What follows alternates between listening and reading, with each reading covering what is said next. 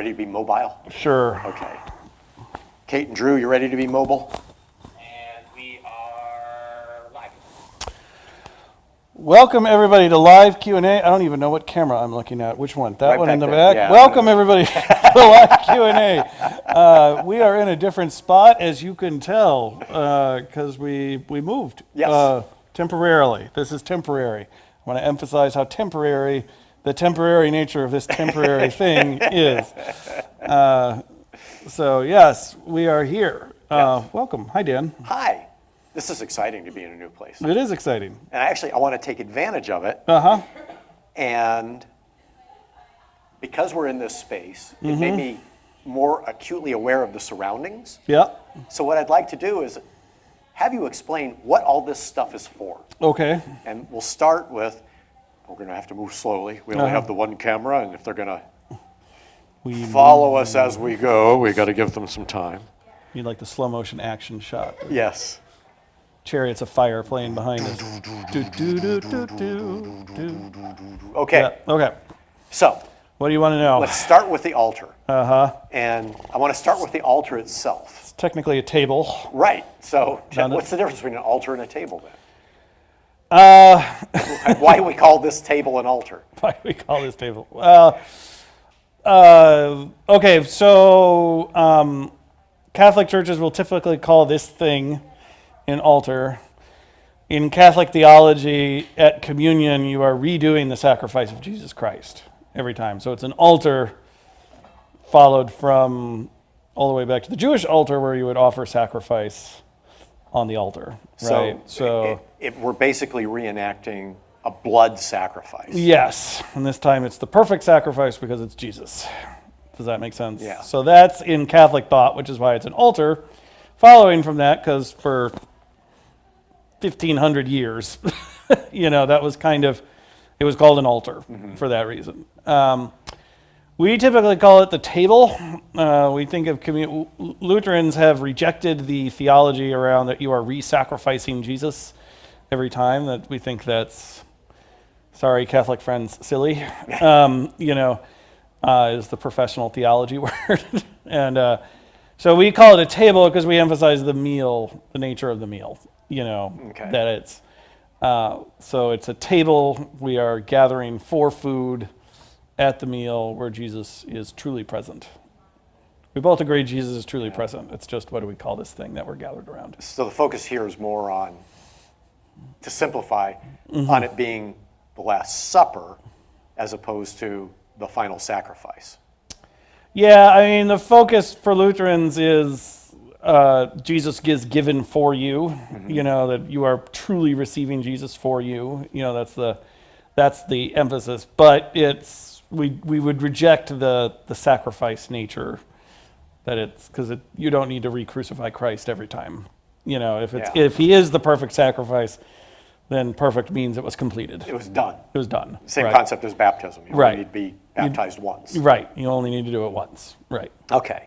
Well, I know after 2,000 years of tradition, everything seems to have a name that Yes. comes up in a church. I mean, I wouldn't be surprised if there's a Latin term for the dust that settles on the altar. Probably, yes. That being the case, this looks like it's just a book stand. It is. Okay, and that's all it's called? It's officially book stand. We had a vocab test on all these words in Worship 1, and I passed it, but it was a very long time ago. So you just crammed it in short-term memory and Yeah, it's gone. right, yeah. I did it not. So This is going to be a really I short know. Q&A. No, that's the only one I don't know up here. Okay. There is a word for it, but I don't remember what it is. So Okay. somebody, if you know in the comments, there's a word for it. But yes, book stand is what the word gets translated loosely into. Any other Catholics who happen to know this will knock 3 years off your time in purgatory Right. if you're the first one to respond. Yes, extra credit points for heaven. Is there any special function to it, or it really is just a place to I need a put- book. I need a place to put my book. Okay. And that's across traditions too? I mean, Yeah, right. Mass, I need a place. I need a dignified place to put my book. Okay. Or to put the worship book. Right. You know. So it's got to be a dignified place. My office is right out. Yeah. For sure. I need a dignified place to put my book. Okay, so here Yeah. we have the plate and a napkin. Right. And I'll just So I'll it's hold called it up. it's called it together. It's all called a paten. Oh, so together it does.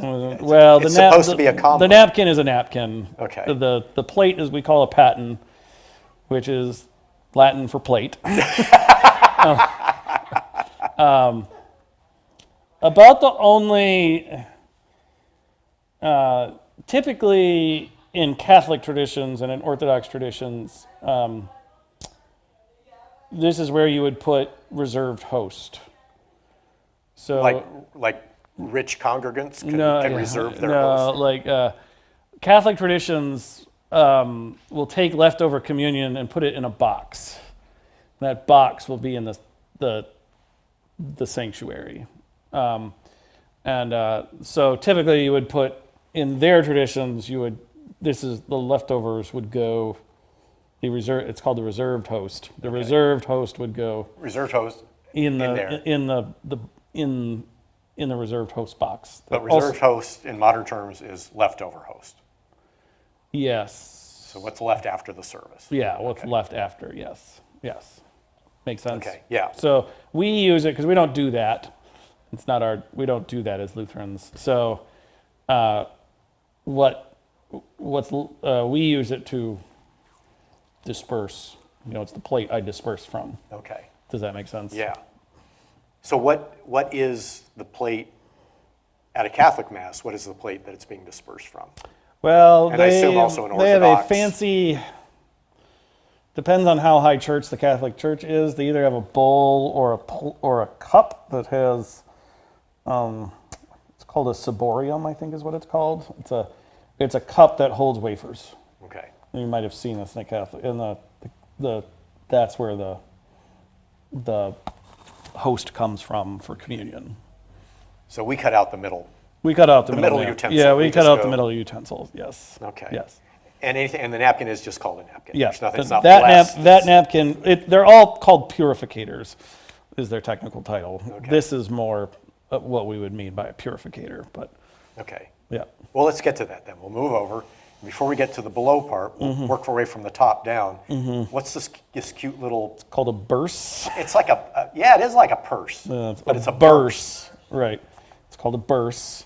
Technically, if we had extra purificators, we would stick them In the burse. in the burse, because that's what it means. It means like pocket in Latin. Okay. Does the term burser come from the same I have root? no idea. Maybe. Darn it. I know. I have questions. I know. I'm sorry. So if we had more than one, we would put it. If we had multiple, we would put it in there and Okay. stick it on there. So these are just two different types of purifiers?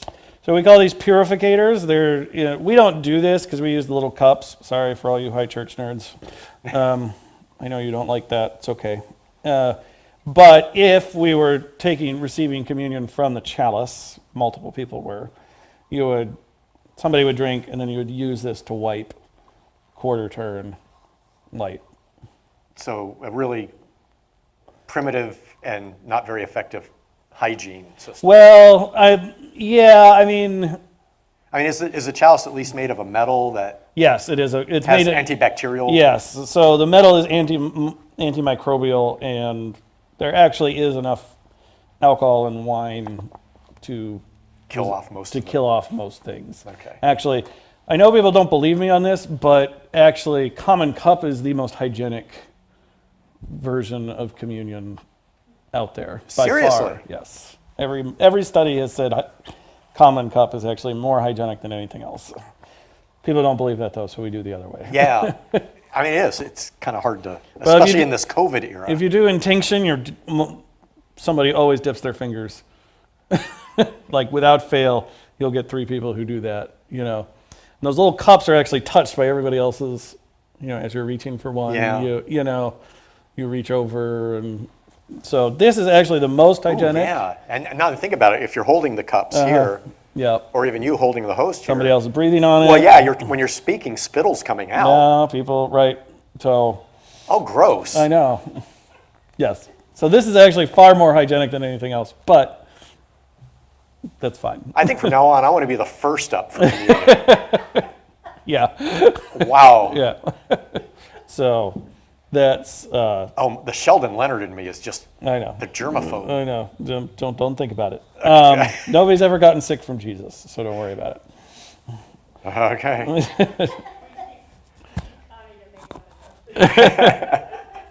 Yes. All right. No one's ever got it. So the practical function of this is, got to remember, in the Middle Ages, they write like the doors were open. Mm-hmm. So the function of this is it prevents flies from getting in the wine, which is actually a very useful thing. So we don't want a bunch of drunk flies. Well, you don't want to Holy drunk You don't want a flies. dead fly just floating there, Yeah. right in your chalice, right? And actually, it's a very useful function. My previous church had no air conditioning, so we had to have all the windows and stuff open. Yeah. And I'll tell you, you really It needed works. this. You know, that it was a necessary item for worship. So instead of waiter, there's a fly in my soup, it's father, there's a fly in my. Right, and you don't want that. Chalice. So Okay. there we go. All right. Well, what about the chalice then itself? Is it actually called a chalice, or is there Yep, a special it's a chalice. I mean, Latin for cup. worship? Okay. So it's a chalice. Yes. So stuff in Latin just sounds fancy, but in Latin it just means Yeah. what it means. Basically, yes. Okay. Yes. Is there any particular requirement for a chalice for worship? Well, either in Lutheran, Episcopalian, Catholic, They're Orthodox? usually silver or gold. That's why they're antimicrobial, which is not why, but it's a nice side benefit. Okay. Sometimes they're clay. We have a clay set ourselves, a glazed clay set, which is good. But often they are gold or silver. Are they meant in any way to replicate the Grail, or is it this is just a common form for a cup? I'm sure somebody somewhere has drawn that comparison. It is supposed to represent, if I may give the high church nerds their due, Okay. for one moment, the problem with the little cups is communion is, one of the things about communion is it's supposed to be all about emphasizing unity. It's from one loaf of bread you receive communion, and it's supposed to be from one cup that that we all drink from. And actually, with the little cups, it's not one cup; it's many little cups. Yeah. Right. Which kind of throws that symbolism out the window. Now the actual point of communion doesn't depend on the symbolism working. So it's okay in my opinion, but a lot of high church nerds would disagree with me. I hear you. There's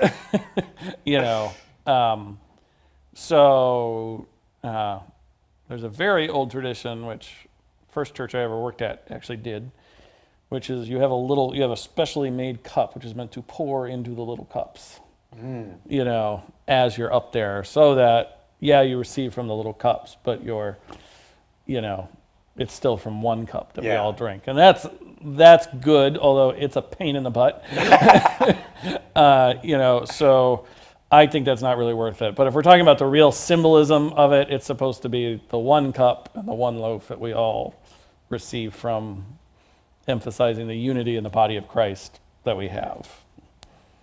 That makes sense. We kind of shoot that out the window with the little cups, but everybody doesn't believe that it's more hygienic. So So we go with that. yeah. Okay. Yeah.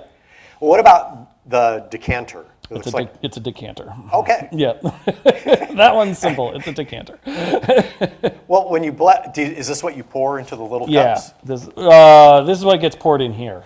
The little ones are pre-filled by Kathy and all the good Altar Guild people.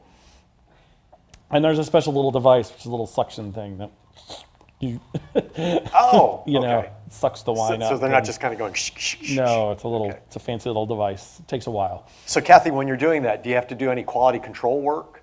Like every 10th cup you have to? Okay. Yeah. Yeah. 2 squirts per cup. Yeah. I like that. How many So- milliliters does that work out to? How many milliliters? Good woman. All right. And before we move around, the altar or the table itself. I know in Roman Catholic tradition, there's usually some kind of saintly artifact. There are in some churches. We would say that's not a common. No, it's not everywhere. There aren't enough artifacts for everyone to have one. Some churches that have things like that have them in the altar itself. Lutherans have typically said that's hocus pocus, and don't worry about it. Okay. So we just have our table. Yeah, we just have the table. Okay. Let's go back here then, because you kind of glance back here and we're talking about the cups. Yeah. And again, moving kind of slowly. Yeah. All right, so let's start with the veil. Is there anything special? It's a Why is it veil here? or a pall, depending on. I think it's a pall if it's white. If it's liturgically colored, it's a veil. And if it's out of service, it's appalled. Yeah, ha ha ha ha. I'm glad we got there. Had to get that out. I know. Yeah, it served a practical purpose of keeping things off, bugs and the like, off the element. We call the bread and the wine the elements, right? So keeping it off the elements. That was its practical purpose. It serves a kind of Christianity. You got to remember, it was founded in an era of mystery religions, and so part of mystery religions is always there's this moment in worship in mystery religions when you revealed the true nature of things, and so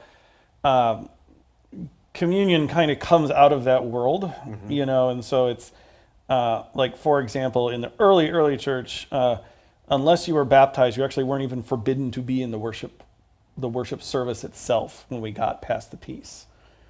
That's what the peace was for. It was to dismiss every unbaptized person. You have not been inducted into the mystery yet, and so they would leave, unbaptized people would leave at that moment. And so that would be the moment. And so the elements had to be veiled from sight until then. Does that make sense? Yeah. So it still serves its practical purpose of, Keeping stuff off. And reminding us that we're not at that portion of the worship service yet.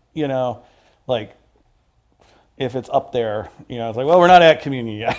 Like we're pretty. The veil's on. Right, the veil's on. Right. All right. And then, so can we take it off? Yes. Okay. I didn't know if there's like some curse that would happen. It's a cloth. Okay, good. So what is this looks like a medieval food dehydrator. We call them communion trays. That's all they are. Okay.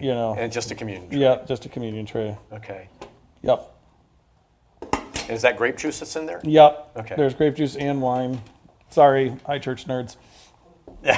And then anything about the we call this linens underneath it? Well, we call this a credence table. There is a term for this. It is, I forget, but there's a special Latin word for this cloth that it all sits on. Okay. There is a word for it. It has little embroidered crosses on it, which I know Yes. can't be seen from that camera. Yeah. But does that mean you had to buy this specially, or just someone decided to add that as decor? And there's Somebody no real... made it. Made it? Yeah. Okay. Somebody made it. So you didn't have to buy it from Lutheran Warehouse. Well, Everything blessed for you. There are companies that you buy this stuff from. They are very expensive, is their problem. Yeah, they are prohibitively expensive. Curse you, CM Almy. I will bankrupt you one day. Yeah, they're prohibitively expensive. So churches try not to use unless they have to, But wait, there's more. There's more. Don't drift. Yeah. This is a glaringly big thing for people not to notice. Yeah, the cross. Yeah, the cross. And I get the symbolism of cross. But why so consistently here, question A, it's almost always visible in back of the table, altar, whatever denomination is using. Yeah. But I also have noticed in growing up that Orthodox and Roman Catholic use a crucifix, whereas every Protestant denomination church I've been in just has the cross plain. Yeah. Why the difference? There are Lutherans who will use, and high church Anglicans, most Anglicans will use crucifixes too. Just got to get in the right church. My previous church had a big back rear altar piece that had a crucifix on it. So it does happen. Okay. There's a very silly explanation that goes, Catholics want to emphasize the suffering of Jesus, whereas Protestants want to emphasize that he is resurrected. You'll probably he's off the cross. He's off the Yeah. cross. That's a silly explanation. Okay.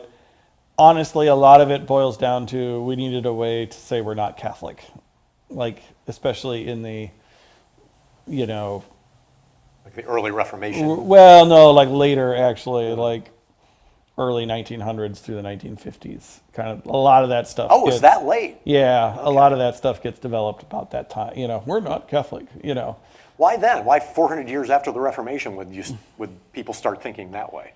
Well, it's a unique feature of America. There were a lot more Catholics immigrating to this country at that point, right? Later in that period, you had a Catholic president, right? Like, we're not Catholic. We need to be able to tell that we're not Catholic. I didn't even realize that it's an American thing. Yeah, it's more of an American. If you go to churches in Europe will have full altar pieces, they call them, where they're like these giant paintings of Jesus in his life, behind the altar. That's the European tradition. These giant altar pieces, some of them quite famous. So we go minimalist. Yeah, we go minimalist, right?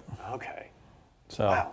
Okay. yes, It's really shining things. a lot of it, like as much as anything in Protestantism, it comes out of, especially like American Protestantism. You got to remember, American Protestants are all kind of rooted in Puritans.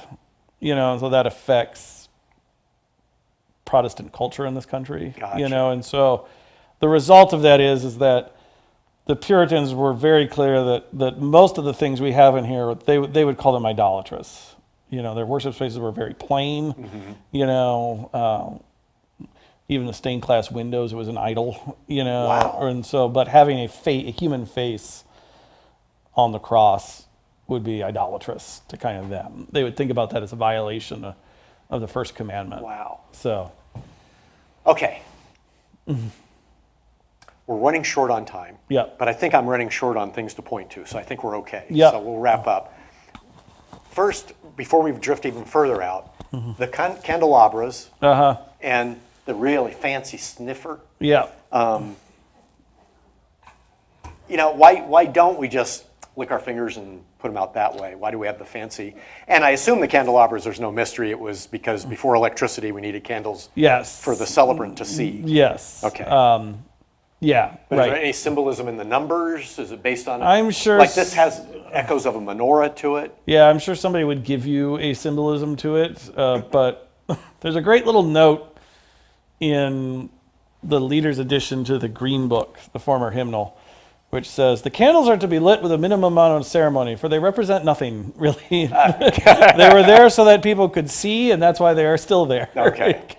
in case the lights go out. So now we ignore that completely, like, and so we do there's a lot of pomp and circumstance around it, but like in reality it's like light, they're purely functional. There are two on the altar, there are two torches in case one blew out, like that kind of stuff. So the snuffy thingy is just a holdover from the way they did it in medieval Yeah, times. and it's convenient, right? Yeah. You don't have to go find the other one. It's all just in one thing. handy dandy little device. You're not going to burn your fingers like with a big lighter. Right, exactly. It's more dignified. Some of it's about giving dignity to things, Yeah. right?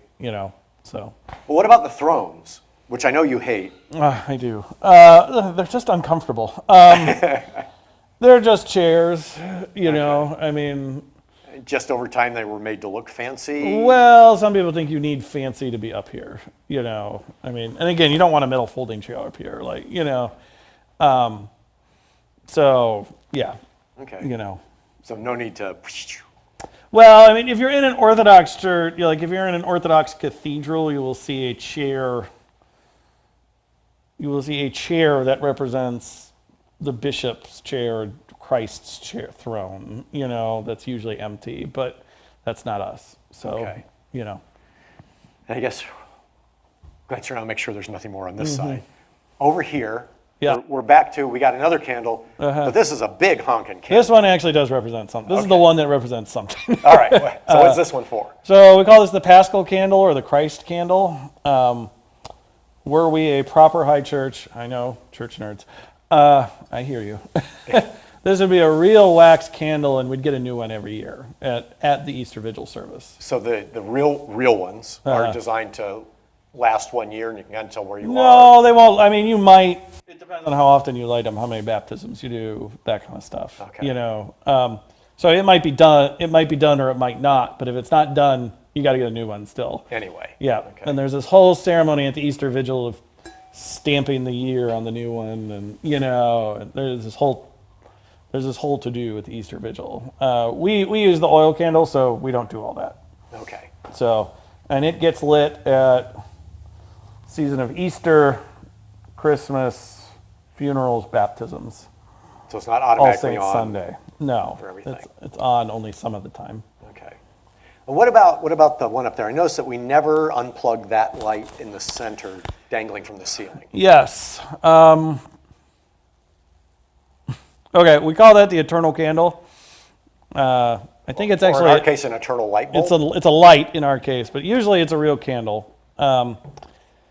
In Protestant church, this is something Protestants have adopted that makes no sense if you actually know what it's supposed to be for. Okay. But we adopted it anyway, and we keep doing it. So, which is how things go in a church sometimes. So in Protestant churches and Lutheran churches, it typically comes to symbolize God's eternal presence in the worship space. Okay. Where it comes from is that it comes out of, again, we talked about that reserved sacrament, right? You would light a candle.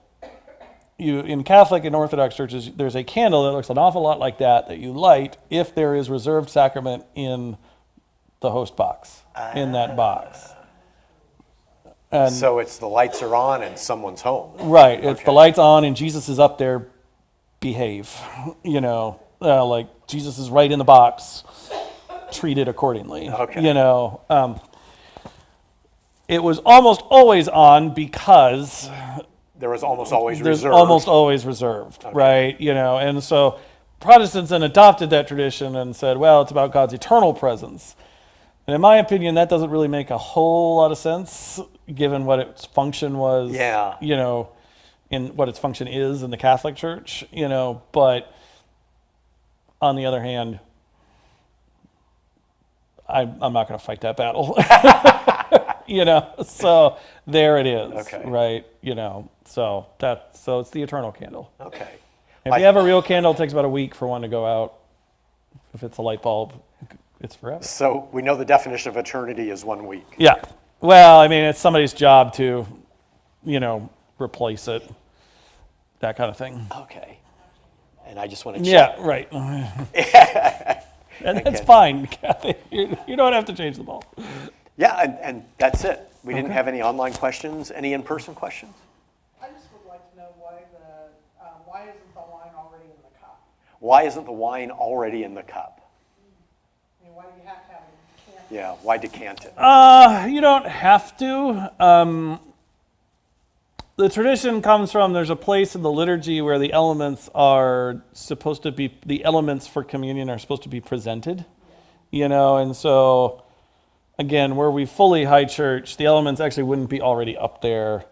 The bread and the wine would be back there, and it would be somebody's job to come forward. Yeah, many people, right, you probably remember doing it.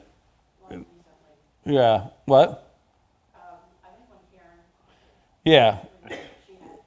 Right. And so you'd get people to do it, and that's fine, you know. And so in that system, the wine has to be in a decanter to, you know, to bring up. I will also say, if we were doing common cup, the decanter would make more sense because you would need a lot of wine in there because that's where you would keep, I need a refill, you know, like after the congregation's done. I mean, everybody tends, when the common cup, I notice people tend to politely sip. Mm-hmm. Has there ever been an issue with someone just kind of going, finishing it off? No, but I'm supposed to finish it off, you know. Is that a perk? No, because it's not that great. It's not great wine. Yeah. So no. I don't think it's that great a perk. What about the pyramids? Is there a symbolism behind that? The pyramids. Is there a symbolism behind the pyramids? What is a pyramid? Yeah, so pyramids are the various altar and pulpit, lectern decorations. Okay. You know, so the cloth, The fancy tablecloth. Yeah, the green. With tassels. With tassels, right? No, I mean, they are symbolic in that they are to match the color of the liturgical year, you know. So we're in green right now because we're in ordinary time.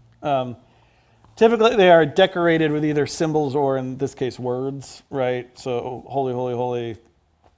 That's a symbol for the Trinity, you know. In there, you'll see the chalice and like grain and grapes are on my Like chasuble, Okay. you know, stuff like that.